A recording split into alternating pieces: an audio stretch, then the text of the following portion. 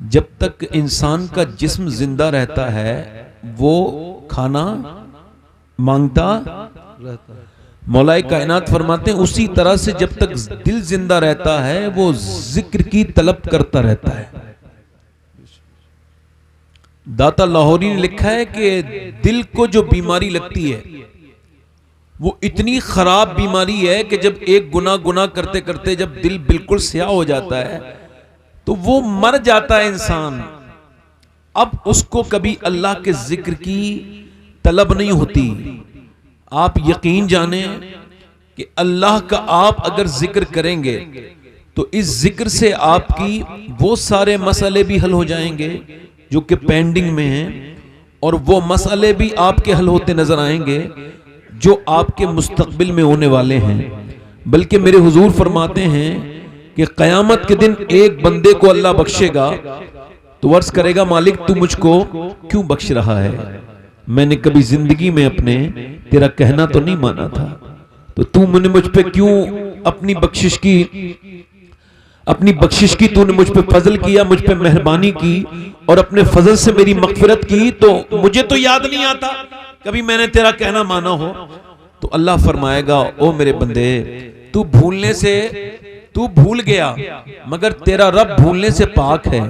एक रात तू सोते सोते करबट बदल रहा था, हालांकि तुझको उस वक्त होश भी नहीं था। करबट बदलते बदलते तूने कहा या अल्लाह, अल्लाह फरमाएगा मुझे इतना पसंद आया मैंने तेरे सारे गुनाह उसी वक्त माफ कर दिए। सुभान अल्लाह, बेशक सुभान अल्लाह, बहुत खूब। यानी आप जब अल्लाह का जिक्र करते हैं, हदीस शरीफ में आता है एक हिस्सा जमीन का दूसरे हिस्से पर फक्र करता है और कहता है रास्ता जमीन का टुकड़ा, वो कहता है कि आज मेरे ऊपर से एक ऐसा बंदा गुजरा था जिसने अल्लाह का जिक्र किया था। तो आप जरा जिक्र करें ताकि ये महफिल गवाह हो जाए। जोर से बोले सुभान अल्लाह, सुभान अल्लाह। 90 नेकियां मिलती हैं, कुछ कम लग रही हो तो बढ़ भी सकती हैं।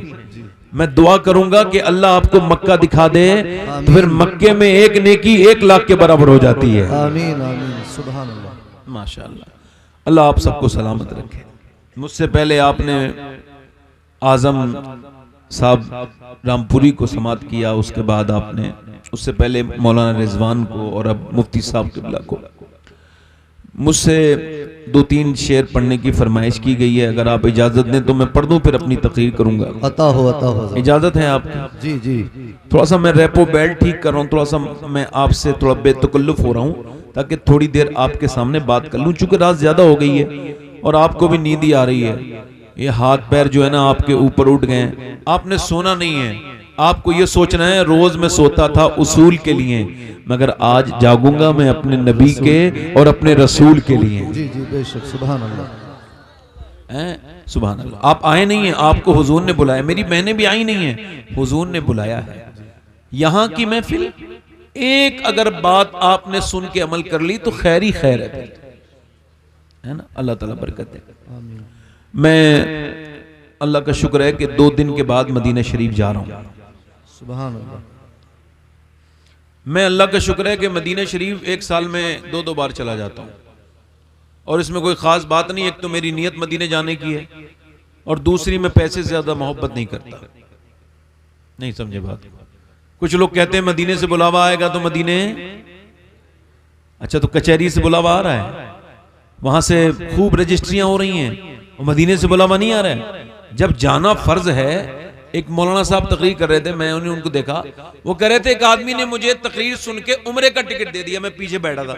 मैं कह लगा यार मैं तो तुमको जानता हूं, तुम पे तो हज फर्ज हो चुका है जी, बेशक, और तुम उम्रे की तो है। इंसान जब भिखारी हो ना, किसी दर्जे पे भी पहुंच जाए वो भिखारी रहता है, वो खर्च नहीं करेगा। हालांकि मेरे नबी फरमाते हैं हज और उम्रा ये ऐसे मोहताजी को खा जाते हैं जैसे दीमक लकड़ी को खा जाती है। वाह बेशक। अब वही बात है कि लंबी लंबी गाड़ियां खरीदनी, फिर वही बात मदीना दिखा दे, मदीना दिखा दे। यार मदीना वो देखता है जिसकी नियत होती है।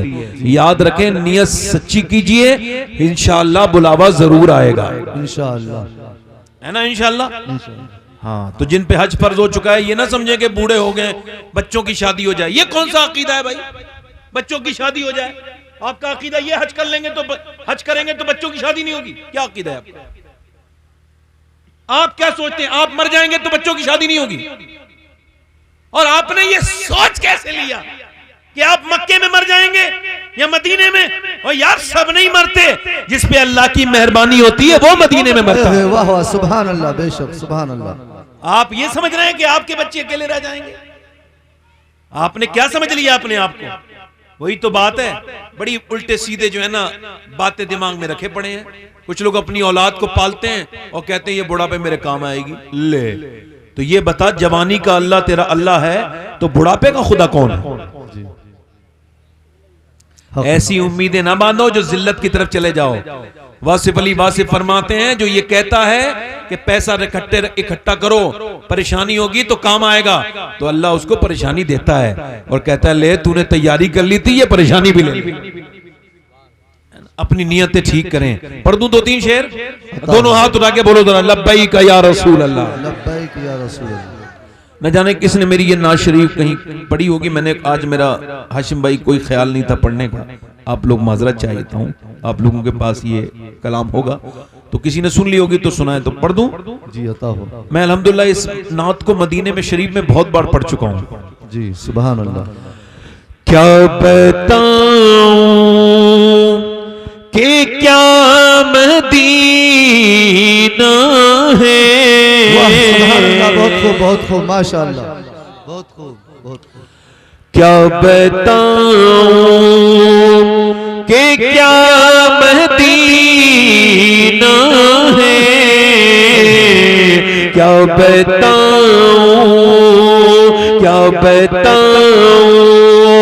कि क्या मदीना है, क्या बताऊं कि क्या मदीना है, क्या बताऊं कि क्या मदीना है। बस मेरा मोहता मदीना, बस मेरा मोहता मदीना है। वाह सुभान। मेरे साथ पढ़ो, बस मेरा मोहता मदीना है। और दुनिया वाली तो दर्द देते हैं, दुनिया वाली तो दर्द देते हैं, दर्द दिल के दवा अरे वाह वाह सुभान अल्लाह। मेरे साथ पढ़ो, दर्द दिल की मदीना।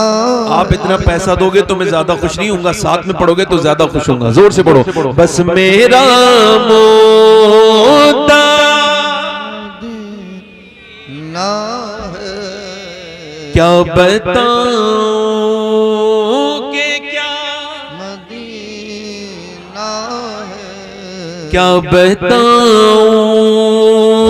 और उसकी आंखों का नूर तो देखो, उसकी आंखों का नूर तो देखो,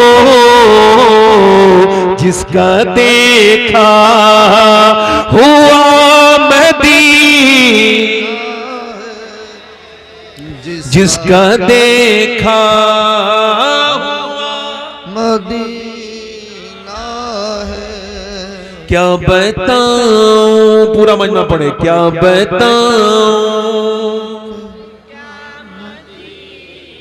अब तो पढ़ते बहुत अच्छा है, मैं एक बार फिर पढ़वाता हूं। क्या बताऊं कि क्या बताऊं। सुभान अल्लाह, बहुत खूब। और मदीने जाना आसान है मगर पलटना बड़ा मुश्किल है। जी उसने कहा था गालिब ने कि दिल ही तो है न संगो खेश, दर्द से भर ना आए क्यों, रोएंगे हम 1000 बार, कोई हमें रुलाए क्यों। मेरे इमाम बरेली से बोले, फिर के गली गली तबाह, अय है वाह। ठोकरे सबकी खाए क्यों, दिल को जो अक्ल दे खुदा तो तेरी गली से जाए क्यों। बेशक, सुभान अल्लाह, सुभान अल्लाह।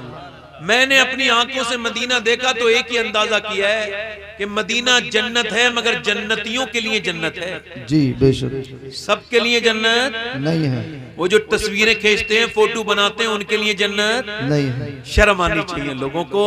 उसको टूरिस्ट पैलेस बना दिया काबे को, काबे में जाके तस्वीरें, तौबा तौबा, वहां गुनाह याद आने चाहिए थे। वहां अपनी बीबियों के साथ तस्वीरें खींच के डालने वालों, तुम तो बेगैरत बन गए जाके वहां। जी बेशक, तुमने तो दिखावा कर दिया, तुमने तो बदतमीजी कर दी। तुम क्या मदीने गए हो? आला हजरत के भाई उस्ताद ज़मन अल्लामा हसन मदीने में चल रहे थे। मदीने के जंगल का कांटा पांव में लग गया, पुराने जमाने की बात है। वाह। उन्होंने कांटे को निकाला, निकालने के बाद शायर थे बहुत बड़े, कांटे को निकाला और चूमा और कहा, ए खारे मदीना, पांव से क्या काम तुझे, आ मेरी जान, मेरे दिल में है रास्ता तेरा। वाह वाह, सुभान अल्लाह। नारे तकबीर, नारे रिसालत, मसलके आला हजरत, बस्ती बस्ती करिया करिया, आप मदीना गए? बस्ती बस्ती करिया करिया, सैयद शबात हुसैन साहब किबला, नारे तकबीर, नारे रिसालत। आप मदीना, आपने दुनिया से मोहब्बत कर ली, वाह सुभान अल्लाह, बैंकों में पैसे जमा कर लिए, मदीना नहीं देख रहे, बगैर मदीना देखे मर गए तो क्या होगा? वाह सुभान अल्लाह। हुजूर ने फरमाया, जिसने मेरी जिसने तुरबत की ज़ियारत की, उस पे मेरी शफाअत वाजिब होगी, वाजिब हो जाती है बेशक। हुजूर के मदीने में, सुभान अल्लाह, उसका कोई तारीफ हो नहीं सकती है ना। मगर मदीने से पलटना बड़ा मुश्किल है। आला हजरत फरमाते हैं कि हो गया धक से कलेजा मेरा। शेर सुनिएगा जरा। जी बेशक, मैंने आला हजरत को यूं ऐसे सुन उनके नहीं माना, समझ के पढ़ के माना है। और मैं अब हटने वाला नहीं, मेरी नस्लें भी नहीं हटेंगी आला हजरत से। क्यों? मैं सोच समझ के आला हजरत का दीवाना बनाऊं। यूं ही दुनिया के लिए एक फसाना ना बने, जिसको बनना हो समझ सोच के दीवाना बने। वाह सुभान अल्लाह, बहुत खूब, बहुत खूब। आला हजरत फरमाते हैं, हो गया धक से कलेजा मेरा, जी, हाय रुखसत की सुनाने वाले। एक जगह फरमाते हैं, फिर न करबटली मदीने की तरफ, अरे वो चल झूठे बहाने वाले। अल्लाह फरमाते हैं, जो मदीने गया और फिर कभी न पलटा, वो झूठे बहाने वाला है। जी जी बेशक, ले रजा सब चले मदीने को, मैं ना जाऊं, अरे खुदा ना करे, जानो दिल होश और खिरत, सब तो मदीने पहुंचे, तुम नहीं चलते रजा, सारा तो सामान गया। वाह आला हजरत मदीने में गुजर रहे हैं, और इश्क का अंदाज तो देखो, मदीने में जा रहे हैं, कुत्ते ने कुछ मांग लिया, कुत्ते ने कुछ मांगा। कुत्ते को कोई अकल तो नहीं होती, मगर मेरे वालिद कहते थे, कुत्ता मुकम्मल कंप्लीट फकीर होता है, बस झोली नहीं होती, दे दिया करो, जब आया करे तो दे दिया करो, उसे मारा तोड़ा ना करो, उसको कुछ दे दिया करो। आला हजरत ने गोश्त का टुकड़ा उसको दे दिया खरीद के, फिर रोने बैठ गए। अल्लामा जब आलत रोए तो उस वक्त में उस कुतबे मदीना ज़ियाउद्दीन मदनी रहमतुल्लाह अलैह करीब पहुंचे, कहा, हुजूर कुत्ते को तो नवाज दिया गया, अब आंखों में आंसू क्यों हैं? तो अपनी नात का मक्ता कहा, पा रहे दिल भी न निकला, दिल से तोहफे में रजा, इन सगाने कू से इतनी जान प्यारी, वाह वाह। कहते अहमद रजा, ये हिंदुस्तानी कुत्ता नहीं था, ये तो महबूब के मदीने का कुत्ता था। इसका हक गोश्त का टुकड़ा नहीं था, इसका हक ये था कि तू अपना दिल का टुकड़ा निकालता और इसको दे देता, तेरी जान चली जाती, मगर महबूब के कुत्ते का हक अदा हो जाता।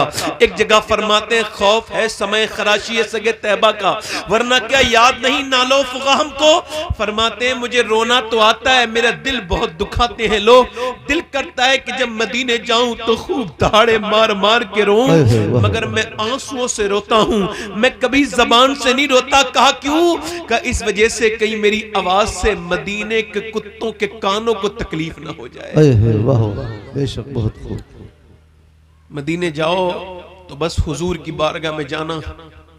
हजरत अबू बकर शिबली मस्जिद नबवी शरीफ में बैठे थे, एक जनाजा आया तो इन्होंने अपने कश्फ से देख लिया बड़ा गुनहगार है, इन्होंने जनाजा नहीं पढ़ा, इस गुनहगार का जनाजा नहीं पढ़ा। जब ये बैठे थे, इनको हल्की सी नींद आई, फिर उठे और उठ के उस जनाजे के कांधा दे रहे हैं, और उस चारपाई को चूम रहे हैं और ज़ारो कतार रो रहे हैं। किसी ने पूछा हुजूर पहले तो नमाज़े जनाजा नहीं पढ़ी, बाद में जनाजे से इतनी मोहब्बत, आंखों में आंसू क्यों?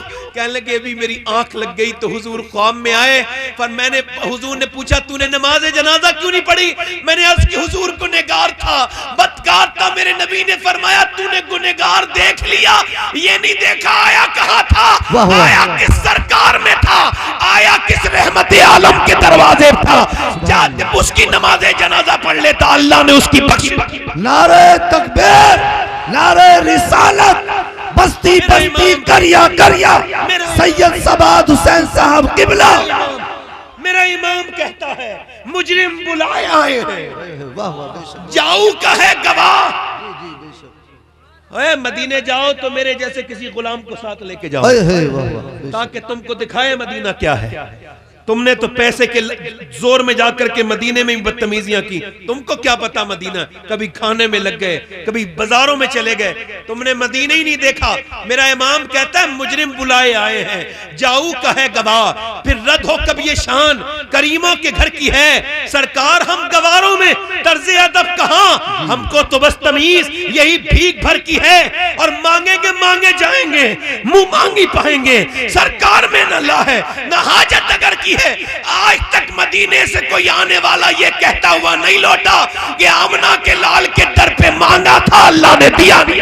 वाह वाह, सुभान अल्लाह, बेशक सुभान अल्लाह, माशाअल्लाह, बहुत खूब। कोई जाए भी तो मदीना जी। ये मेरी बात उन उम्रा करने वालों तक पहुंचाओ जो उम्रा तो करने जानते हैं मगर मदीने का अदब नहीं जानते, उनको पता नहीं काबे का अदब क्या है। कभी गौसुल आजम मक्के में चल रहे हैं तो कंकरी उठा के बाबू सलाम की तरफ की चूमते हैं। तो किसी ने पूछा है शेख अब्दुल कादिर ये आप मदीने के मक्के के आप कंकर क्यों चूमते हैं? फरमाने लगे 53 साल मेरे नाना इसमें चले हैं, क्या पता कौन से कंकर को पत्थर को मेरे नाना के पांव से निस्बत। वाह वाह, सुभान। मेरा इमाम बोला हरम की जमीन और कदम रख के चलना, वाह बेशक। अरे सर का मौका है हो जाने वाले। मैं भी जाने कहां से कहां निकल गया, तकरीर क्या कर रहा था, वही बात पढ़ रहा था। मदीने से लौटना मुश्किल है मगर अच्छा निकला, जोर से बोलो सुभान अल्लाह, सुभान अल्लाह, बेशक। हुजूर की मोहब्बत में निकला, अच्छा निकला जी। मदीने से लौटना मुश्किल है ना? तो जरा मेरे साथ पढ़ो, बस मेरा मोदा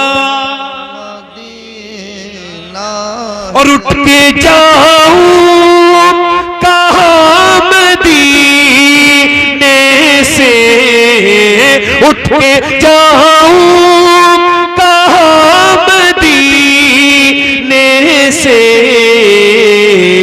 क्या कोई दूसरा मदीना है, क्या कोई दो। आखिरी शेर पढ़ता हूँ, साथ में पढ़ना, जिसका दिल फिदा हो हुजूर के ऊपर मेरे साथ पढ़ेगा।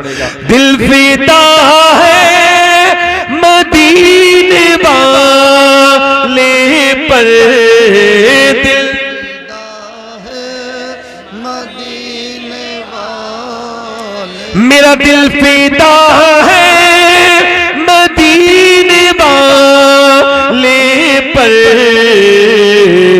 दिल मुनव्वर मेरा मदीना है, दिल मुनव्वर मेरा मदीना है। अल्लाह आपको किसी का मोहताज न करे, आमीन आमीन आमीन सुम्मा आमीन। अल्लाह हम सबको मदीना दिखाए, आमीन और बार बार दिखाए, आमीन। मेरा इमाम कहता है संगे दरे हुजूर से हमको खुदा न सब्र दे, जाना है सर को जा चुके दिल को करार दे। मेरी तकरीर शुरू हुई, इको कम कर दें। आपका माइक बहुत अच्छा है, मेरी आवाज ही खराब है, मैं सही बता रहा हूँ आपको, आप इसका इको कम कर दें। भाई माइक अच्छा इस वजह से कि माइक से कोई हिसाब क़यामत के दिन नहीं होगा। बिल्कुल ठीक फरमा रहे थे मुफ्ती साहब। ये बात मैं भी आपसे अर्ज करता हूँ कि याद रखें, जब हजरत अबू हुरैरा से सवाल हुआ कि आप ये बताइए क़यामत के दिन सबसे पहले हिसाब किससे होगा, तो वो रोने लगे और कैफियत ये बन गई कि चेहरा कभी सुर्ख होता था कभी पीला होता था। तो पूछा ये रोते क्यों है इतना? कहने लगे सबसे पहले उलमा से हिसाब होगा, सबसे होगा हिसाब। ये पीरों का अल्लाह भला करे जिन्होंने फ्री में हमें जन्नतें बांटी हैं।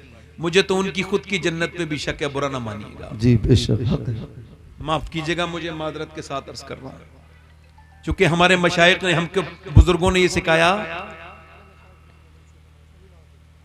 हजरत अबू बकर सिद्दीक फरमाते हैं, यूं 2 कश्तियों में सवार होने वाला डूब जाता है, मगर फरमाते हैं आप आखिरत के मामले में 2 ही कश्तियों पे सवार हो, एक तो खौफ की कश्ती है और एक अल्लाह की रहमत की कश्ती है। बेशक, ठीक जी हक। अब मैं अपनी तकरीर शुरू कर रहा हूं, बड़े ध्यान देके आप मेरी बात को, इसका ई को कम करें, आवाज नॉर्मल करें, बहुत अच्छा माइक है, अल्लाह आपको बरकत दे। आमीन। तकरीर मेरी बहनें बैठी हैं, आप भी बैठे हैं। मैं शुरू कर रहा हूं यहां से कि 90% लोगों की यह शिकायत है इस वक्त हिंदुस्तान में कि उनके बच्चे उनका कहना नहीं मानते। ठीक, और अब यह शिकायत और बढ़ेगी, ये शिकायत कम नहीं होगी। उसकी वजह यह है, मेरी तरफ देखें, इमाम मोहम्मद गजाली फरमाते हैं कि जब बकरी का बच्चा पैदा होता है, भैंस का, तो काबिल होता है, पढ़ा लिखा इतना होता है कि पहचान जाता है मेरी मां कौन है, 5 मिनट में दूध पीने लगता है। मगर इंसान का बच्चा अशरफुल मखलूकात है, मगर फिर भी जो प्यार देगा उसे ही मां समझेगा। जी बेशक, नहीं समझ रहे बात को। मेरी बहनें मेरी बात पर खास तौर से ध्यान दें।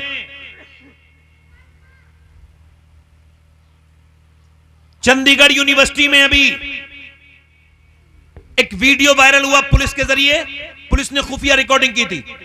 शिकायत यह थी कि एक प्रोफेसर साहब अपनी 80 साल की मां को मारते हैं। अब कोई एविडेंस नहीं था तो उन्होंने उसकी खुफिया रिकॉर्डिंग करवाई। जब रिकॉर्डिंग करवाई तो सामने आया कि वो अकेले ही नहीं मारते थे जनाब, उनकी बीबी भी अपनी सास को मारती थी। वो प्रोफेसर थे, ये लेक्चरर थी, दोनों यूनिवर्सिटी के मालिक थे। अब आप मुझे ये बताइए, मोहल्ले वालों को रहम आया? उन्होंने पुलिस में शिकायत की, इन दोनों पढ़े लिखों को रहम नहीं आया कि आप ये कह सकते हैं कि ये दोनों जाहिल थे? क्या आप कह सकते हैं इस बात को ये जाहिल थे दोनों? बोलो, वो जाहिल थे? फिजिक्स पढ़े हुए थे, केमिस्ट्री पढ़े हुए थे? पढ़े हुए नहीं थे, पढ़ाते थे।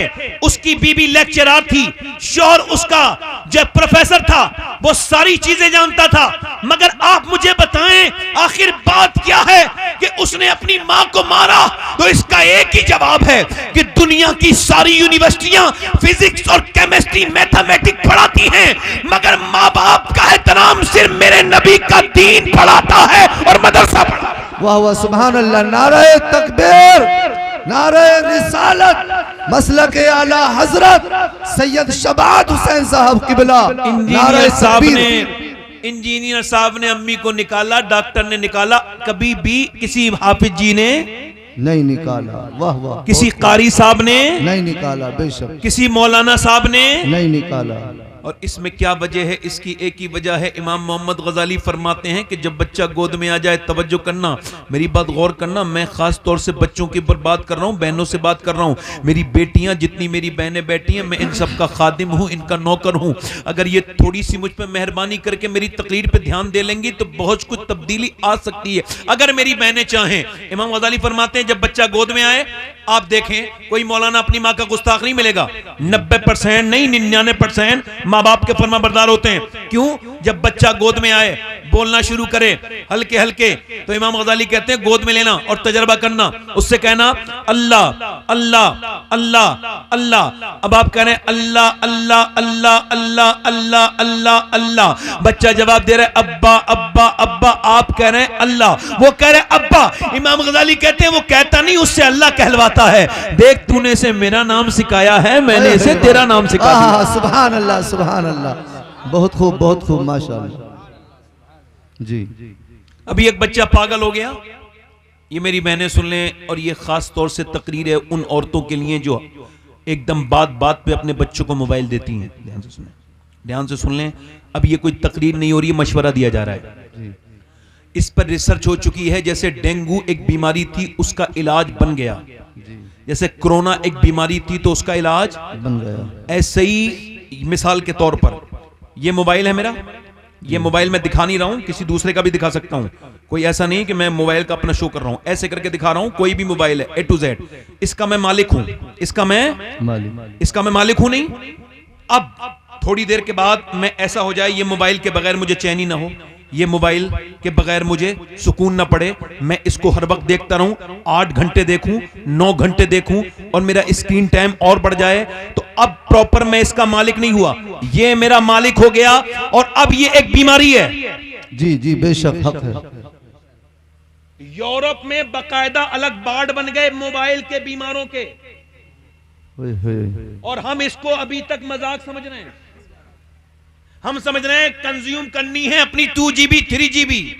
जी अरे मोबाइल ने सोचने की आदत छीन ली लोगों से। जी बेशक।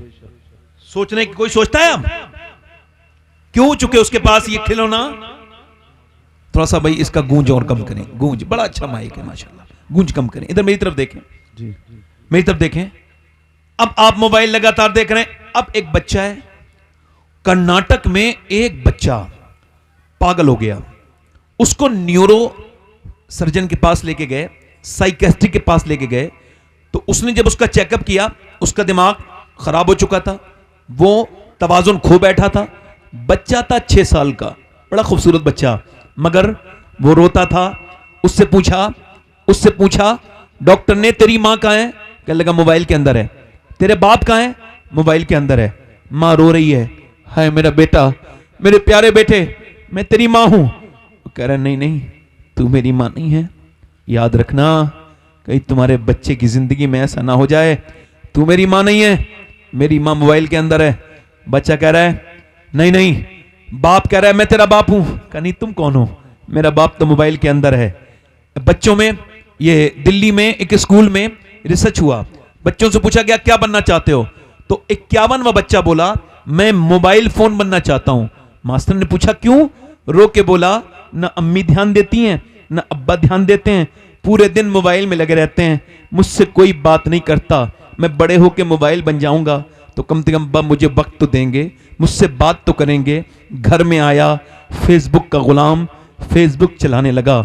सोच जिनके औलाद नहीं है, जब औलाद बंदा घर पहुंचता है थका हुआ आदमी, और जब बच्चे बाप बाप कह के, अब्बा अब्बा कह के, जब पापा पापा कह के बच्चे जब चिपटते हैं, और सारी थकान उनको देख करके बाप कितना भी थका हुआ हो, जब बच्चे आके चिपटते हैं सारी थकान, बीमार हो तो बिल्कुल ठीक हो जाता है बच्चों को देख के। अरे इन जाहिलों को क्या पता जो वीडियो गेम बच्चों के सामने खेल रहे हैं, यूट्यूब के गुलाम, इंस्टाग्राम के गुलाम, ये फेसबुक के गुलाम, अपने बच्चों को जो गोद में नहीं लेते, अपने बच्चों को जो सीने पे बिठाल के खिलाते नहीं, इनको क्या पता जब बच्चे बाप के सीने पे कूदते हैं तो दिल को कितना सुकून पहुंचता है। इनको क्या पता, उस जाहिल औरत को क्या पता कि जिसका बच्चा रोया तो उसने मोबाइल दे दिया। इस पर कैम्ब्रिज ने रिसर्च किया, कैम्ब्रिज बहुत बड़ी यूनिवर्सिटी है, उन्होंने रिसर्च करके बताया कि अब बच्चे आगे आने वाले वक्तों में अपने माँ बाप के शदीद मुखालिफ हो जाएंगे, बल्कि पहचानने सबसे इनकार कर देंगे, क्योंकि बच्चों का जो वक्त है माँ बाप का वो मोबाइल को दिया जा रहा है। जैसे ही बच्चा रोया, कभी जानवर का बच्चा अपनी माँ के लिए नहीं रोता, मगर इंसान का बच्चा रोता है। और जितने बच्चे ये डकैत बने हैं, डाकू बने हैं, इन पर रिसर्च हुआ तो पता चला ये सारे वो लुटेरे हैं जो बचपन में रोते थे, इनकी माँ बाप ने इनको प्यार नहीं दिया, जब प्यार दिया नहीं तो प्यार इन्होंने जमाने को भी नहीं दिया। अब कोई चोर से कह रहा है मेरी चोरी मत करो, मेरे पास यही पैसा है, वो कहता है मैं नहीं जानता रहम किसे कहते हैं, क्योंकि बचपन में मेरे ऊपर रहम नहीं हुआ। रहम के साए में बच्चा पलता है तो उसके दिल में रहम आता है, माँ बाप उसको गोद में उठाते हैं, प्यार करते हैं, मगर माँ बाप बेवकूफ हो गए। अब मुझे बताइए कि जब बच्चे को तूने जिसके हवाले करना था कर दिया, बच्चा बिल्कुल कोरा कागज था, अगर तू उसे नवाजी बनाती तो बन जाता, तू अगर उसे आला हजरत सैयदी आला हजरत रदी अल्लाह तआला अन्हु फरमाते हैं, जब बच्चा पैदा हो और पहली बार मां अपने बच्चे को फर्स्ट टाइम फीडिंग कराए, पहली बार दूध पिलाए, दूध पिलाते पिलाते अगर वो नबी पाक पर दुरूद भी पढ़ दे तो अल्लाह तबारक व तआला उसके बच्चे को आशिक़े रसूल बना देता है। उस दुरूद की बरकत से कोई बड़ा काम तो नहीं हुआ, मगर मेरी बहनों ने गाने सुनाने शुरू कर दिए। बच्चा रोया, मोबाइल दे दिया है, बच्चे बर्बाद। ये मुआशरा बर्बाद होता चला जा रहा है। बच्चों की जिंदगियों के साथ खेलने वालों, तुम भी बर्बाद होगे, बगैर बचोगे नहीं, क्योंकि अल्लाह ने तुम्हें औलादें दी, तुमने उन्हें मोबाइल दे दिए।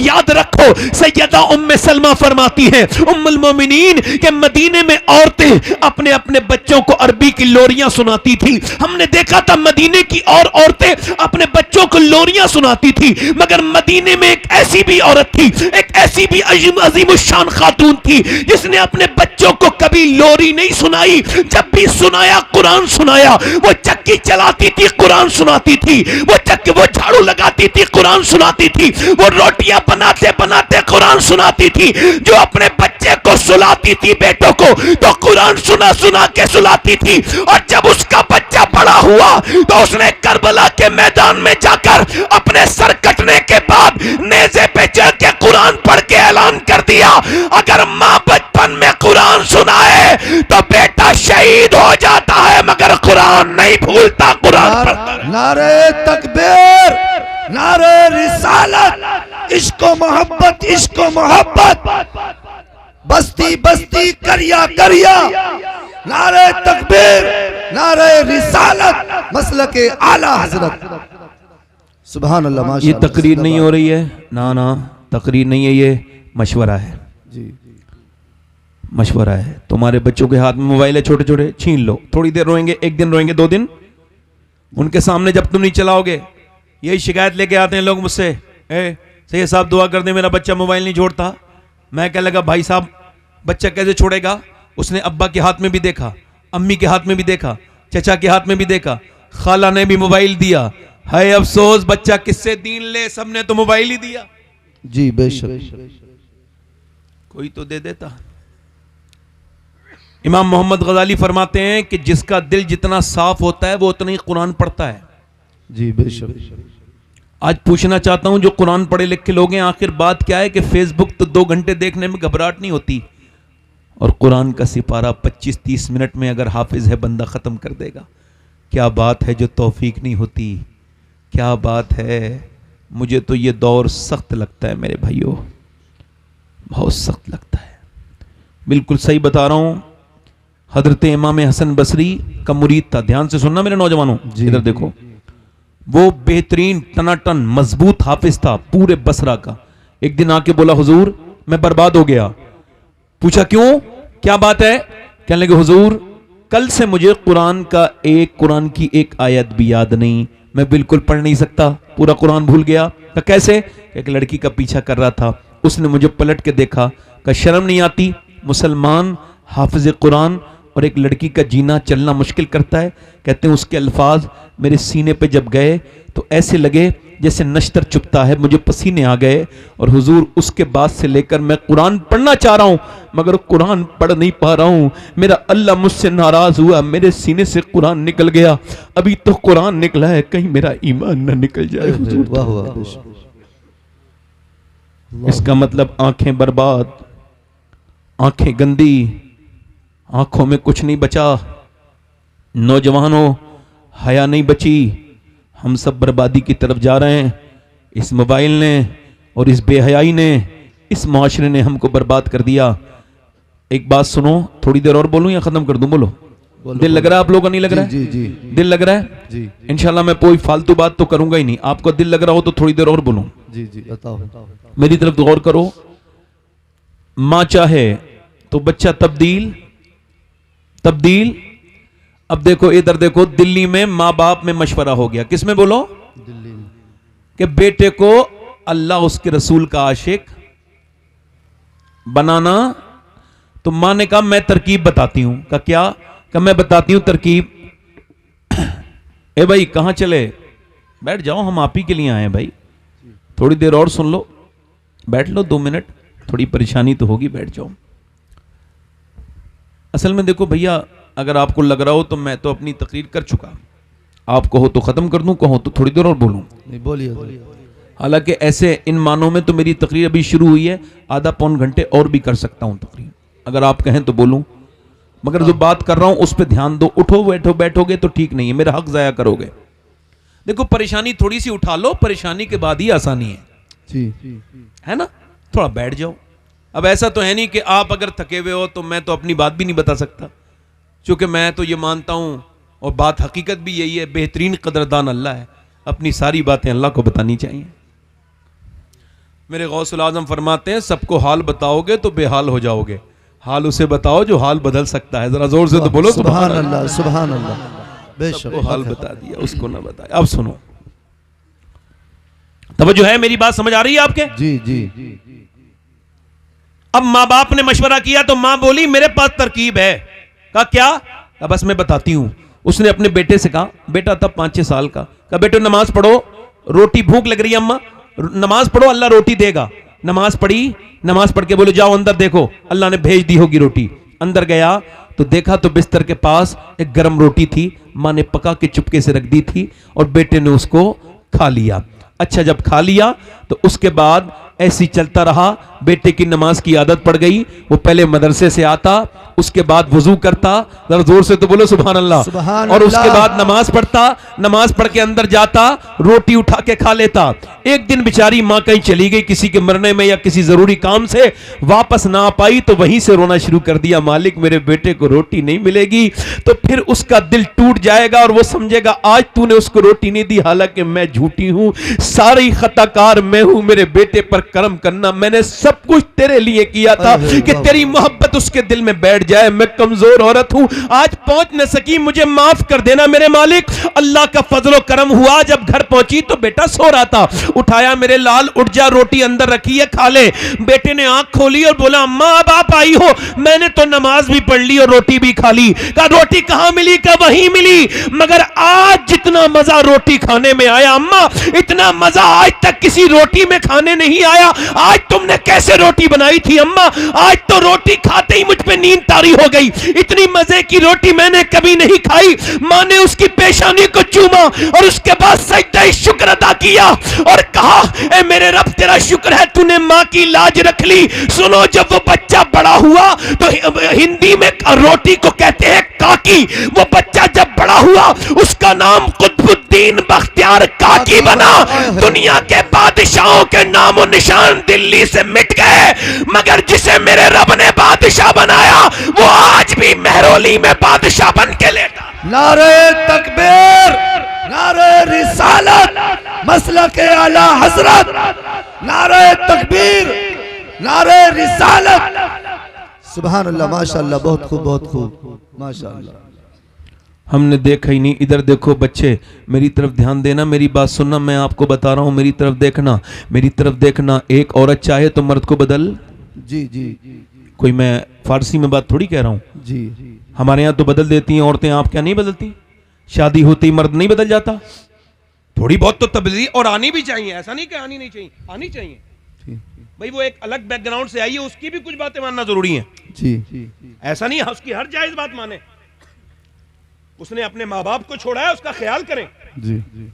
एक औरत अपने आदमी को लेकर बाजार में घूम रही है, बच्चा पीछे, वो शौहर पीछे पीछे, बच्चा बेचारे मजलूम की गोद में है। अब ये बेचारी चूंकि इसको बड़ी जरूरी ड्रेस खरीदनी है तो पूरे बाजार में इधर उधर बेचारी ने बड़ी मुश्किल से अपने कपड़े पसंद किए, फिर जूते नहीं मिल रहे थे तो बड़ी दुकानें, वो बेचारा मजलूम धूप में वो बच्चा उठा उठा के पीछे चल रहा है। अब चलते चलते जब वो घर आया तो उसकी पड़ोसन बोली कि तेरे मैं शौहर को जानती हूं, तेरे आदमी को, वो कभी अपनी माँ के साथ बाजार नहीं गया ना अपनी बहनों के साथ गया। कहा तुम मुझे ताने दे रही हो? कहा मैं बेटी तुझे ताने नहीं दे रही हूं, मैं तुझे समझा रही हूं।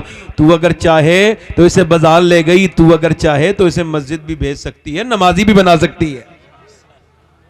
बेशक, बहुत खूब, नमाजी भी बना सकती है। गैर मुनक़सिम हिंदुस्तान में एक चौधरी थे, उनका नाम था बाज़ैद, मालदार आदमी, दौलत बेशुमार, 2 बीवियां, 100 नौकर। कितने नौकर? 100। काफी नौकर हो गए ना 100 उस जमाने में। और वो जमाने में मालूम माल किसे माना जाता था? जमीन वाले को मालदार माना जाता था, और उसको माना जाता था जिसके पास बैल ज्यादा हो, भैंस हो, गाय हो, बकरियां हो, ये इसको कहा जाता था, ये दौलत है। अब उसके यहां सब कुछ था, उसने तीसरी शादी कर ली और इसको तीसरी बीवी ठीक मिल गई। कभी कभी बीबी ठीक भी मिल जाती है, जी इसको तीसरी ठीक मिली। ये क्यों कह रहा हूं? क्योंकि वो तीसरी नमाज की पढ़ने वाली थी, नमाज की पाबंद थी। ना सिर्फ वो पाबंद थी, उसका बाप भी नमाजी था, उसके भाई भी नमाजी थे, उसकी मां भी नमाजी थी। पूरा बैकग्राउंड में कोई ऐसा नहीं था जो नमाज ना पढ़ता हो, मगर यहां आके बेचारी का दम घुटने लगा। चुके कोई अल्लाह के सामने झुकता नहीं, ना नौकर नमाज पढ़े, ना चौधरी नमाज पढ़े, ना उसकी बीबियां नमाज पढ़े, सारे ही बेनमाजी। तो उसने कोई ताने नहीं दिए कि तुम नमाज नहीं पढ़ते और मैं नमाजी हूं। जी जैसे कुछ लोग औरतें पढ़ी लिखी आ जाएं तो पूरी जिंदगी जहालत दिखाती हैं, यही कहती रहती हैं तुम तो सब जाहिल हो और मैं पढ़ी लिखी हूं। इसी वजह से वो बदतमीज हो जाती हैं। कभी कभी ये इल्म भी हजम नहीं होता इंसान को, कभी कभी इबादत भी हजम नहीं होती। इबादत का हजम करना भी बड़ा मुश्किल काम है। अब बताइए मैं उस आलिम के बारे में क्या जवाब दूं जो है तो बेचारा आलम मगर अपना तकब्बुर ही ठीक नहीं कर पाया। जो अपना इलाज ना कर पाया वो दूसरों का इलाज क्या करेगा? जी जी हक है, बेशक। आप समझ मेरी बात आ रही नहीं आ रही? जी जी अब देखिए उसने क्या कहा कि देखा कि अब उसने ये नहीं कहा कि मैं नमाजी हूं और तुम नमाज नहीं पढ़ते, ताने नहीं दिए, झगड़े लड़ाइयां नहीं की। मैं अपने इलाके में तकरीर करता हूं तो एक बात का तो भाई देखो हाशिम भाई फायदा होता है, वो फायदा ये कि समझाना ज्यादा नहीं पड़ता। जी माशाल्लाह सब लोग समझते अच्छा है, जी जी बेशक है ना। चूंकि हमारी एक साहब कह रहे थे भाई आप ही की तरफ के मुकर्रिर ज्यादा क्यों होते हैं, तो मैंने कहा हमारे यहाँ की दोनों जबानें एक ही हैं। हम घरों में ही वही बोलते हैं और महफिलों में वही बोलते हैं। बाकी हिंदुस्तान में सब जगह दो जबानें हैं। जी बेशक। अब एक ही जबान पे लोगों को जो है वो कमांड है, उन पे इख्तियार है। इस वजह से अल्हम्दुलिल्लाह जबानें अच्छी हैं और ये हमारे बुजुर्गों का फैज़ है। हमारे यहाँ पर खाली खतीबी नहीं है, हमारे यहाँ वली भी बहुत बड़े बड़े अल्हम्दुलिल्लाह। बेशक सुभान अल्लाह। तो उसने ये नहीं कहा, इधर देखें, ये नहीं कहा कि तुम नमाज नहीं पढ़ते। उसने सोचा कि नमाजी कैसे बनाना है। अच्छा उसने दिमाग लगाया, बहुत अच्छा दिमाग लगाया। उसने देखा कि चौधरी को दूध लेके जाता है शाम को नौकर, तो उसने नौकर से कहा तुम दूध लेके नहीं जाओगे, मैं लेके जाऊंगी। उसने कहा ठीक है। नौकर की कोई औकात थोड़ी होती, बेचारा हट गया। ये दूध लेके गई, वो ऐसे ले जाता था, ये बिल्कुल औटा के उसको बेहतरीन बादाम में छौंका लगा के और बिल्कुल सुर्ख दूध लेके गई। चौधरी साहब लीजिए दूध, तरकीब देखिए, लीजिए दूध पीजिए। चौधरी ने देखा, कहा तुम हैरत का इजहार किया, कहा तुम मेरी बीबी तुम क्यों आई हो? अरे मेरी तो नौकर 100 नौकर हैं, उनमें से कोई ले आता, तुम क्यों आई हो? कहने लगी बात ये मेरा ज्यादा हक बनता है। मेरे हुजूर ने इरशाद फरमाया है कि अगर मैं मखलूक में किसी को इजाजत देता कि वो मखलूक को सजदा करे, तो मैं बीबी को इजाजत देता कि वो अपने शोहर का सजदा करे। लिहाजा अब आपका मर्तबा तो बहुत ही बड़ा है ना, तो अब मैं आपके लिए इस वजह से दूध लेके आई हूं, आप पीजिए, मेरा हक ना छीनिए मुझसे। उसने दूध पी लिया तो इसने फिर अगली फरमाइश की कि मैं आपके पांव भी दबाना चाहती हूं। का क्यों? मैं अपने गांव में अपने घर पे अपने अब्बा के दबाती थी, अब चूंकि आप मेरे सर ताज हैं तो पांव दबाने दीजिए। अच्छा पांव इसने दबाई, ये जानती भी थी दबाना। कुछ लोग जब दबाते हैं तो दर्द कर देते हैं, कुछ लोगों को पॉइंट पता होते हैं। उसने पांव दबाने शुरू किया और उन पॉइंटों को छेड़ा जिससे सुकून होता है। ये सुकून के साथ इसको नींद आने लगी। जब वो सोने लगा ये आगे बढ़ के बोली चौधरी सो रहे हो, आपको नींद आ रही है, मैं भी जा रही हूं, मगर अगर आपको बुरा ना लगे तो सुबह फजर की नमाज में उठा दूं। वाह वाह सुभान अल्लाह, वाह क्या अदा है। अब एक तो चौधरी जी, दूसरा मर्द जी तीसरा मालदार, जी तीन अलामात गुरूर घमंड की इसके अंदर। जी जी बेशक। तू मुझे समझाएगी, बेइज्जती कर दी। अच्छा ये बात कब बदलोगे आप? जो गाली बके वो इज्जत वाला है या जो गाली सुन के सब्र कर ले वो इज्जत वाला है? आपकी नजर में कौन है? और हमारे यहां क्या है? जो सुन ले वो उसकी बेइज्जती हो गई। जब कोई मुझसे टेलीफोन पे या ऐसे वैसे बदतमीजी करता है, कभी ऐसे तो करता नहीं कोई, मगर कुछ ऐसे लोग हैं, कुछ पीर लोग मेरे खिलाफ हो गए हैं तो वो अपने मुरीदों से करवाते हैं, तो जब बदतमीजी करते हैं तो मैं जवाब नहीं देता। मैं कहता हूं देखो भाई शबात हुसैन तुमने जवाब नहीं देना है, ये तुमको अपने मेयार पे लाना चाहता है, ये जितना घटिया है गाली देके तुम्हें भी वहीं लाना चाहता है, तो तुमने जवाब इसकी तरह कुत्ता जब काटे तो कुत्ते के काटा नहीं जाता, सब्र किया जाता है। सब्र कर लो, गुस्से पीने वाले अल्लाह को पसंद है, सब्र कर लो, थोड़ा सब्र कर जाओ। और यार ये उल्टी बात क्या कर दी, जिसने गाली दी वो इज्जत वाला है, जिसने सुन ली उसकी बेइज्जती हो गई। ये कौन सी बदतमीजी आपने नया ये रिवाज, आज से ये बदलो और ये कहो जिसने गाली दी वो बेइज्जता है, जिसने सुन ली वो इज्जत वाला है। जो कि अल्लाह ने उस अबू जहल को इज्जत नहीं दी जो गालियां देता था, अल्लाह ने उस बिलाल हबशी को इज्जत दी है जो गालियां सुन के भी अल्लाह का जिक्र करता था, जवाब नहीं देता। सुभान अल्लाह माशाअल्लाह, बहुत खूब बहुत खूब, बेशक हक है। उल्टा ही बना दिया साहब, जो बदतमीजी करे वो इज्जत वाला है। और मेरी तरफ तवज्जो करो, वो चली गई मगर दूसरे दिन फिर आई, पलटी नहीं, हिम्मत नहीं हारी, हिम्मत नहीं हारी। चाहिए गई, जाने के बाद फिर बोली हुजूर दूध, दूसरे दिन कहा फिर तुम आ गई, तुमको खबर नहीं, फिर नमाज के लिए कहोगी। कहा चौधरी नमाज के लिए मैं देखती हूं, फिलहाल आप दूध तो पीजिए, मेरा हक तो न छीनिए।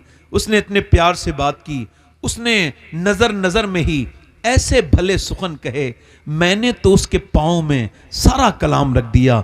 उसने उसके हाथ में दिया, लीजिए चौधरी साहब दूध पीजिए। अच्छा उसने दूध ले लिया, अच्छा पी गया। फिर उसको पांव भी याद आ रहे थे, कल अच्छे दबाए थे।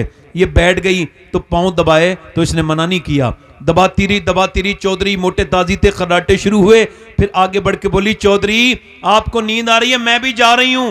देखो बुरा ना मानिएगा और गुस्सा ना कीजिएगा, जलाल ना कीजिएगा, अगर बुरा ना माने फजर में उठा दूं। चौधरी ने देखा आओ न ताओ, बैठी थी बेचारी, जोर से लात मारी तो उसका मुंह उसके पाए में लगा, और जब पाए में मुंह लगा तो होठ फट गया, मुंह से खून नीचे को गिरने लगा, आंखों से आंसू आए मगर एक लफ्ज नहीं कहा। दूसरी लात मारी, नीचे गिरा दिया, और उसके बाद बर्तन उठाए। एक लफ्ज तो कह देती, एक तो बार कह देती मैं नमाजी के लिए कह रही हूं, तू मुझको मार रहा है। ना जाने कितनी नेक बेटी थी वो, और उसकी माँ कितनी नेक होगी, और उसका बाप कितना नेक होगा, वो घराना कितना नेक होगा जिसमें ऐसी बेटी की परवरिश हुई। चली गई मगर रास्ता नहीं बदला, आती रही जाती रही आती रही। एक दिन कई हफ्ते के बाद चौधरी के दिल में थोड़ा रहम आया, कहने लगा रोज आती है, गाली देता हूं, मारता हूं। अरे तू चौधरी की बेटी है, इतने बड़े खानदान की, फिर भी क्यों रोज मुझसे बेइज्जती करवाती है अपनी, क्यों गाली खाती है, क्यों आती है, क्या बात है? कहने लगी चौधरी एक ही बात है, का क्या कर नमक हराम नहीं हूं, नमक हलाल हूं। का चौधरी तू बेनमाजी है, जहन्नम में जाएगा। मेरे नबी फरमाते हैं बेनमाजी क़यामत के दिन फिरौन के साथ खड़ा होगा, नमरूद के साथ खड़ा होगा। और ऐ चौधरी जो बेनमाजी है वो जब मरेगा उसको इतनी प्यास लगेगी कि अगर सातों समंदर का पानी भी पिला दिया जाए उसकी प्यास तो नहीं बुझनी, जो अपने रब के सामने नहीं झुकता था। ऐ चौधरी और कोई बात नहीं, तू नमाज नहीं पढ़ेगा, मेरी आने वाले बच्चे भी नमाज नहीं पढ़ेंगे और फिर वो जहन्नम में जाएंगे। बस बता, इसी लालच में आती हूं, तेरी गालियां भी सुनती हूं, तुझसे मार भी खाती हूं, और कोई लालच नहीं है चौधरी मुझे। ऐसी उसकी आंखों से आंसू टप टप नीचे गिरे, एकदम चौधरी के आंखों में भी आंसू आ गए। बोला सुबह तुम मत उठाना चौधरान, मैं तुमको चौधरान उठाऊंगा। सुबह को बीबी को अपनी उठा दिया, दोनों के मुसल्ले बिछ गए। मगर पहले की मुसलमानों की ताकत सजदे थे, वो कहते उनको पता था वस्जुद वक्तरिब कि बंदा सजदा करके अल्लाह के करीब चला जाता है। वो सजदे में गई और फिर जब अपने आदमी को सजदा करते देखा तो फूट फूट के रोई, ऐ मेरे मालिक बड़ी मुश्किल से लाई हूं, पिटी हूं, कुटी हूं, बड़ी तकलीफें उठाई हैं तो यहां तक आया है, कहीं ऐसा ना हो अब फिर ना आए। तो लाना मेरा काम है, अपना लेना तेरा काम है, दिल बदल दे मेरे मालिक, मैं कमजोर औरत हूं, मेरे मालिक तू बेहतरीन कदरदान है, तुझको खबर है कि मैं कितनी तकलीफ में लाई हूं, मेरे आदमी का दिल बदल दे, ऐ अल्लाह दिल बदल दे। अल्लाह का ऐसा करम हुआ कि चौधरी का दिल बदल गया, फिर तहज्जुद की नमाज तक का पाबंद हो गया, और उसके बाद उसने बेहतरीन मस्जिद बनवाई, 100 के 100 नौकर नमाजी हो गए, बीबियां नमाजी, बच्चे नमाजी। जब चौधरी ने नमाज पढ़ी तो इलाके में नमाजी की जो है वो लहर दौड़ गई। एक औरत ने पूरे इलाके में हंगामा बर्पा कर दिया। वो कैसे कदम लेके आई थी, कैसे बाबरकत उसके कदम थे, और जब इन दोनों के दरमियान बच्चा पैदा हुआ तो कोई आम बच्चा नहीं था, अपने वक्त का कुतब और वली बन के पैदा हुआ। उसके बेटे का नाम सुल्तान मोहम्मद बाहू था, जिसने कहा था तस्बीह फिरी पर दिल नहीं हो फिरिया, की लेना तस्बीह पढ़ के हूं, इल्म पढ़ा पर अदब न सीखिया, की लेना इल्म पढ़ के हूं। जब माँ बाप नेक होते हैं तो बच्चे फिर अल्लाह के वली बन के पैदा। वाह वाह बेशक, सुभान अल्लाह माशाअल्लाह, बहुत खूब। अब औरतों को मेरे भाइयों को इसका शऊर है जी। वासिफ अली ध्यान से सुनना, वासिफ फरमाते हैं अगर तुम अब तक बेनमाजी हो और अल्लाह ने औलाद दे दी है तो अब नमाज पढ़ो, क्योंकि अब तक तुम अकेले बेनमाजी थे, अब तुम्हारी नस्ल बेनमाजी हो जाएगी।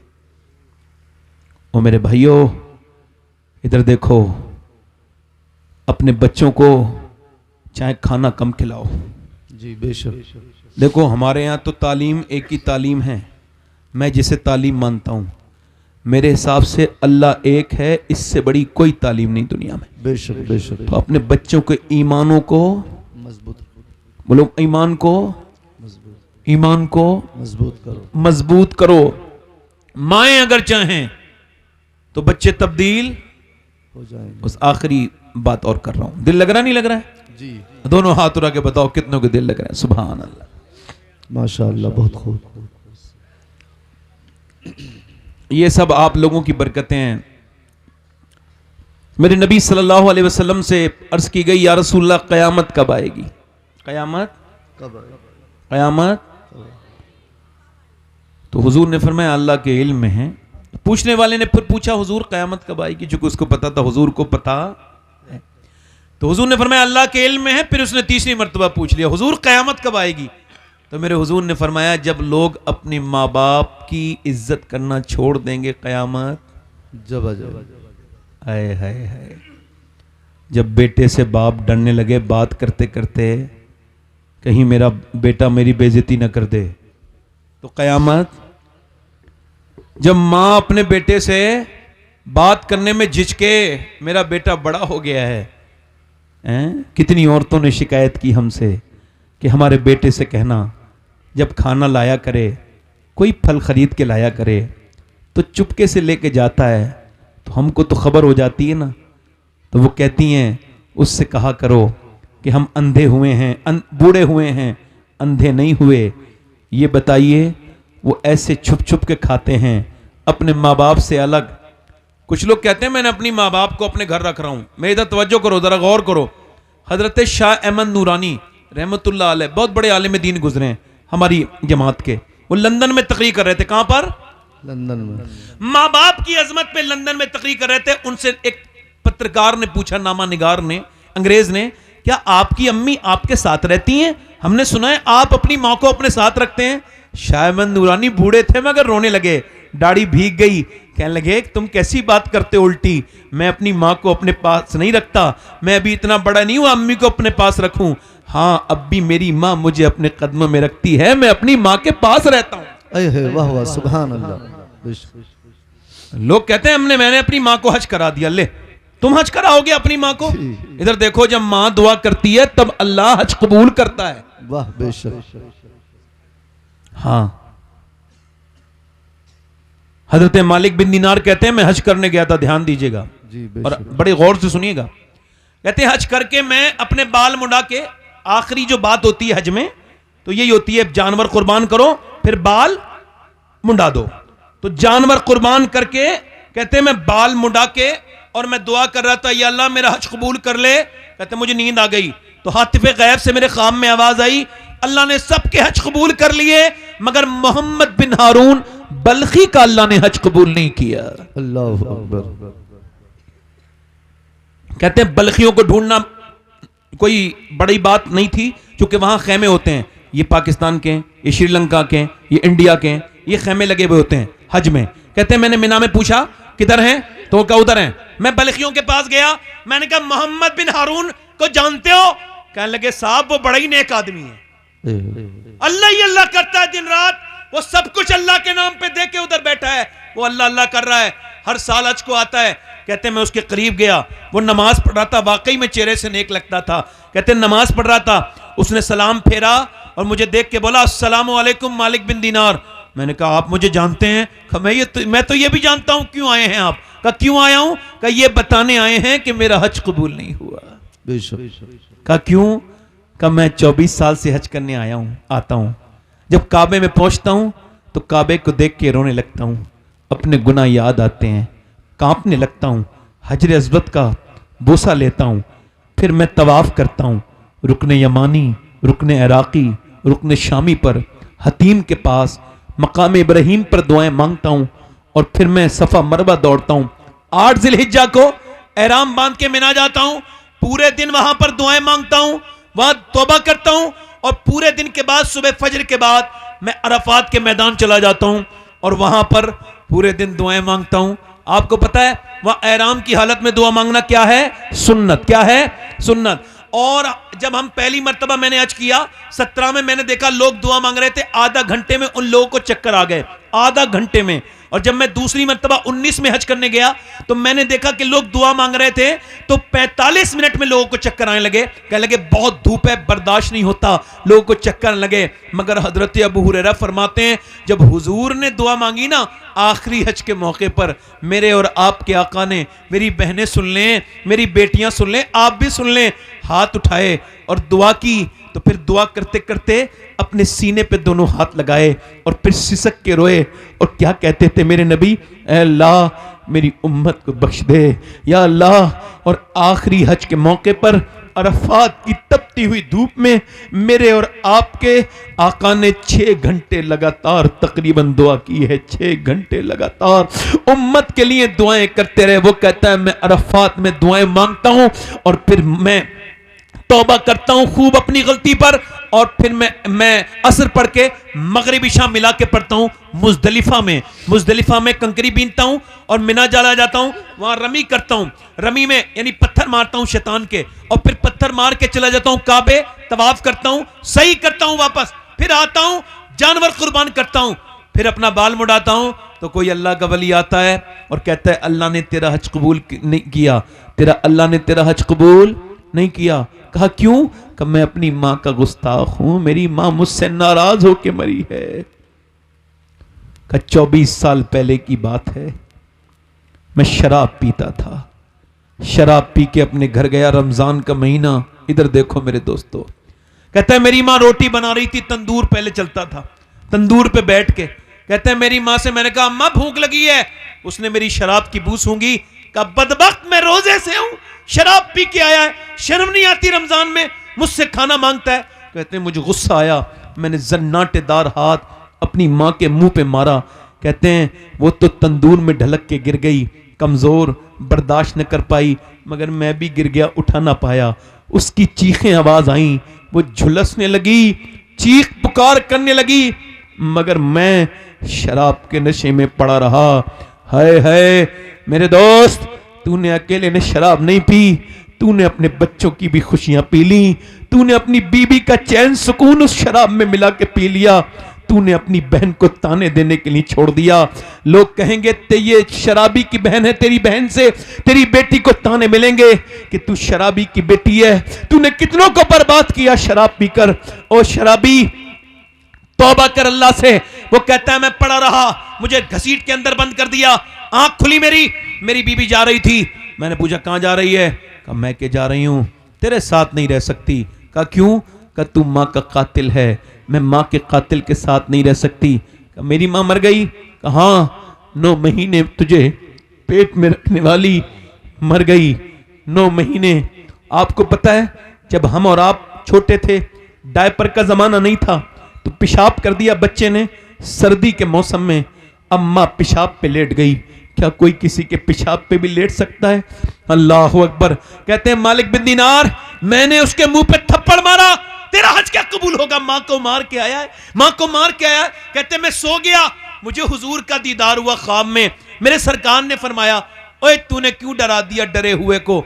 ओ मालिक बिन दीनार, अल्लाह उसको बख्श देगा। हज की हुजूर मां का गुस्ताख, का अल्लाह मां की बदौलत ही बख्शेगा।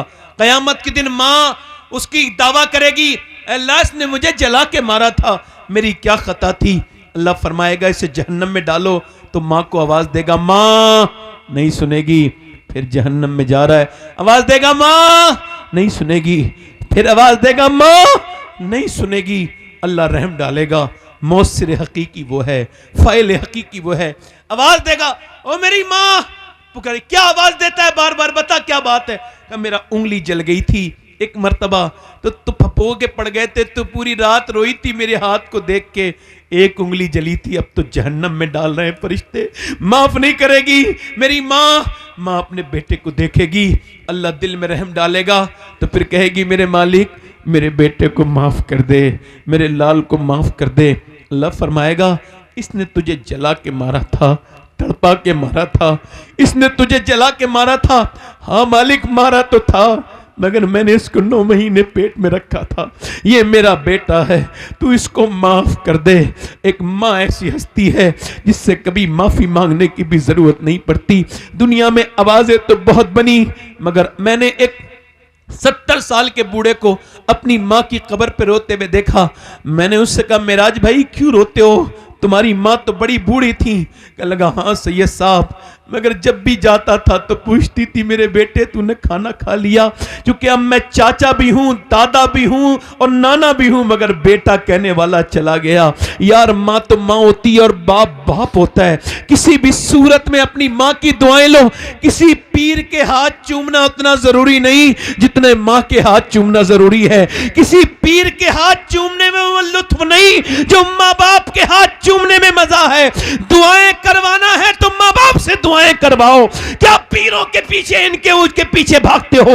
मैं किसी की दुआओं का मुनकिर नहीं, अल्लाह सबकी दुआएं कबूल करता है जिसकी चाहता है। मगर एक बात बताऊं, मैं गारंटी नहीं दे सकता कि पीर की दुआ कबूल होगी नहीं होगी, मगर मेरे नबी ने फरमाया जब माँ बाप दुआ करते हैं तो ऐसे कबूल होती है जैसे नबी की दुआ अपने नबी की दुआ अपने उम्मती के हक में कबूल होती है। वाह वाह, सुभान अल्लाह, बेशक, बहुत खूब, बहुत खूब। अल्लाह अकबर, या रसूल अल्लाह। बस मेरे दोस्तों, जिंदाबाद जिंदाबाद।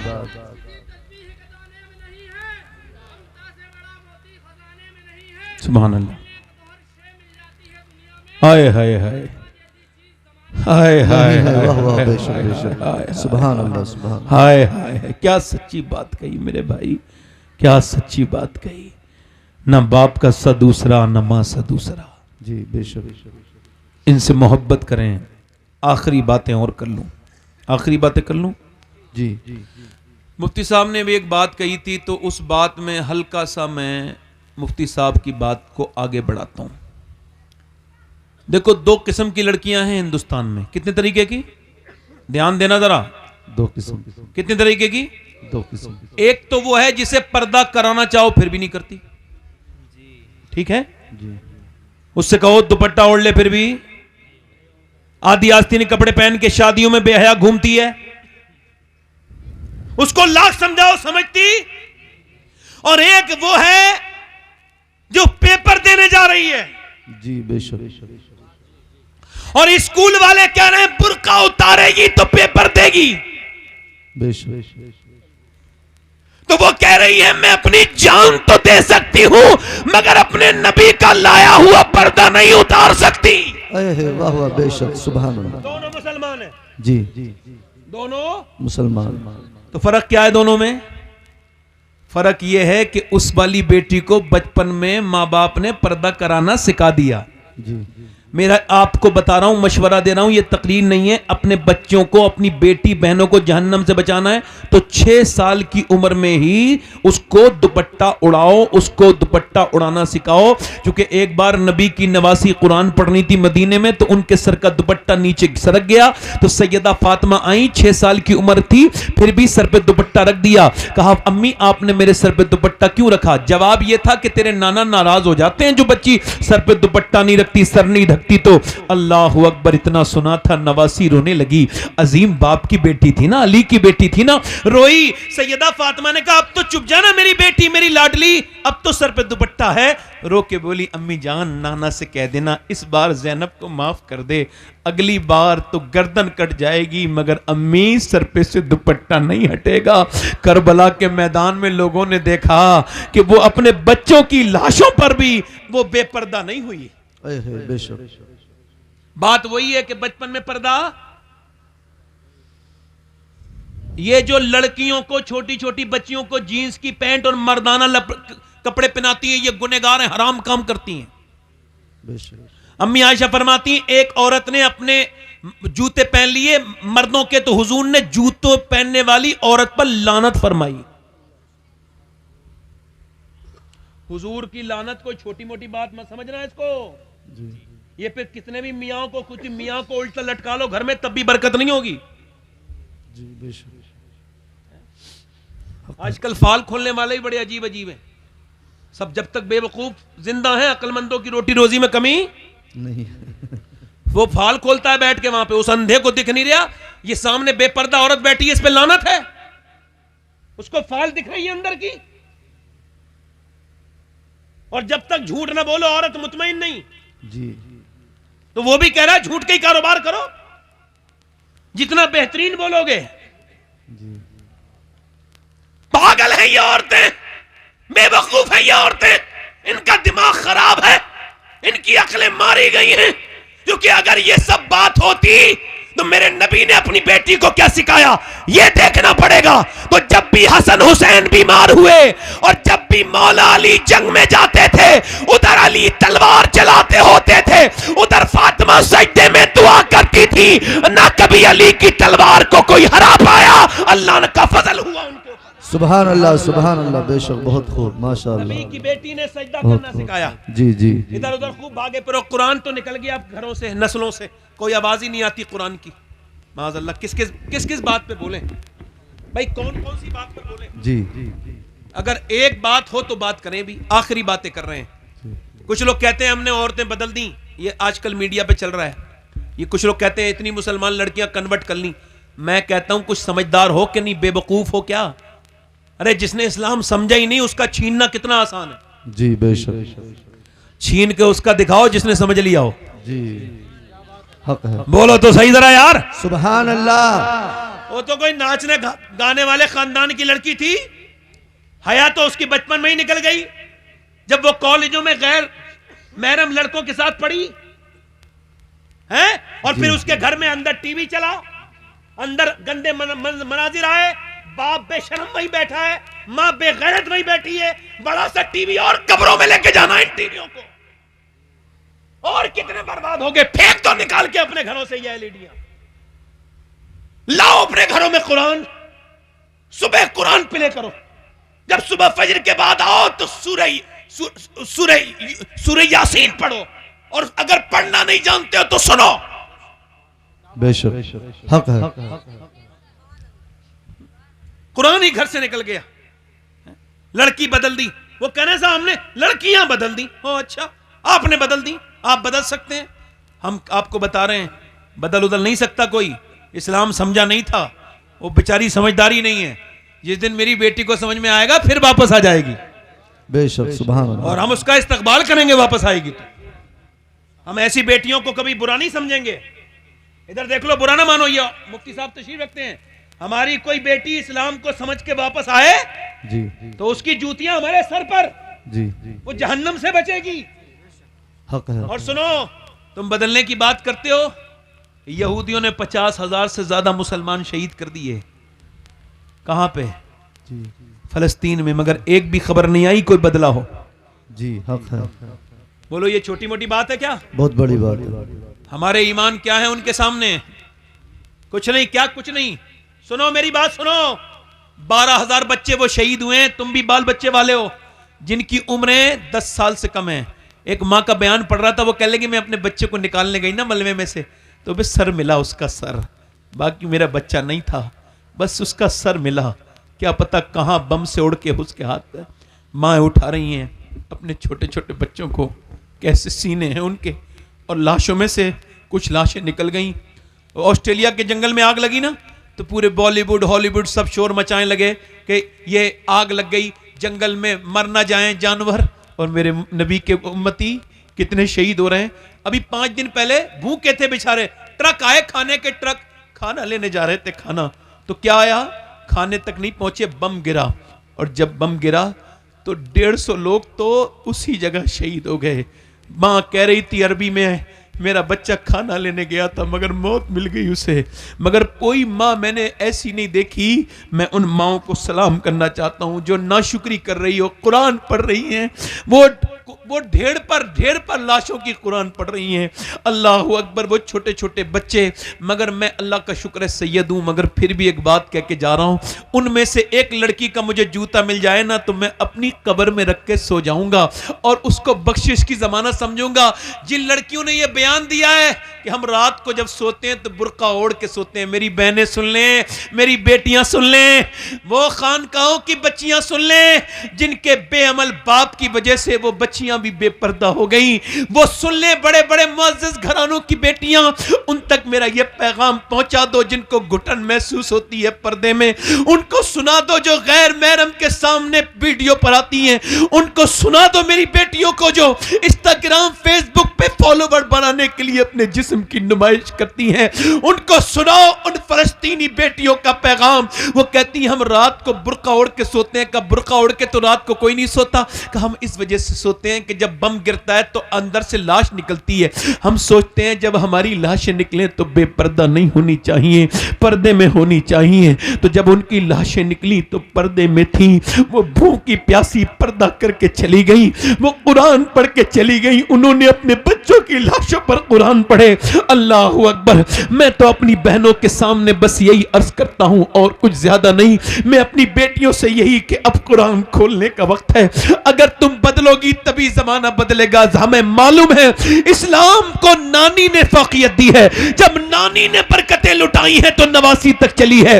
और जब इस्लाम पे पहली मर्तबा वही नाजिल हुई मेरे नबी पर तो मेरे नबी ने 5 की 5 आयत किसी मर्द को नहीं सुनाई बल्कि अपनी बीबी और हम सब की मां सैयदा खतीजतुल कुबरा को आके सुनाई। मेरे नबी जानते थे कि पहले खतीजा कुरान पढ़ेगी और फिर अपनी बेटी फातिमा को सुना देगी और फिर फातिमा अपनी बेटी ज़ैनब को सुनाएगी और ज़ैनब करबला में कुरान पढ़ के दुनिया को बताएगी कि जब नानी खतीजा होती है तो फिर नवासी ज़ैनब को। वाह सुभान अल्लाह माशाअल्लाह, बहुत खूब। बस मेरी तकरीर खत्म हो गई।